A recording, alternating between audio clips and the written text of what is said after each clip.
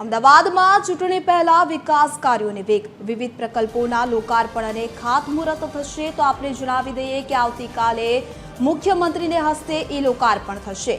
Sattadhar flyover bridge જનતા માટે ખુલ્લો મૂકવામાં આવશે। નારણપુરા ખાતે સ્લમ આવાસોનું પણ લોકાર્પણ કરવામાં આવશે। આ સાથે અમરાઈવાડી અને અસારવા ખાતે પણ આવાસો તૈયાર। ગાંધીનગર લોકસભામાં 335.49 કરોડના 19 પ્રકલ્પ ખુલ્લા મૂકવામાં આવશે। અમદાવાદ પૂર્વ પશ્ચિમમાં 384.60 કરોડના 43 પ્રકલ્પો ખુલ્લા મૂકવામાં આવશે। તો મુખ્યમંત્રીને હસ્તે લોકાર્પણ કરવામાં આવશે।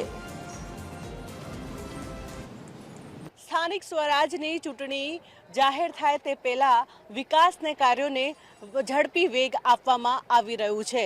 હાલ જે વાત કરવામાં આવે તો અમદાવાદના કેટલાક એવા વિકાસના કાર્યો જે છે તેનું આવતીકાલે જે છે મુખ્યમંત્રી ભૂપેન્દ્ર પટેલના હસ્તે ઈ લોકાર્પણ કરાવવામાં આવશે।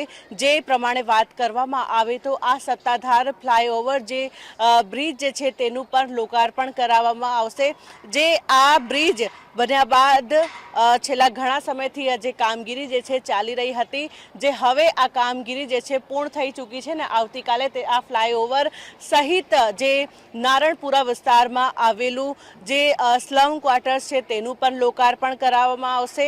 એની સાથે અમરાઈવાડી વિસ્તારમાં પણ જે આવેલું સ્લમ ક્વાર્ટર્સ છે તેનું લોકાર્પણ કરાવવામાં આવશે। એવા કેટલાક જે વિકાસના કાર્યો જે છે તેનું જે લોકાર્પણ કરાવવામાં આવશે।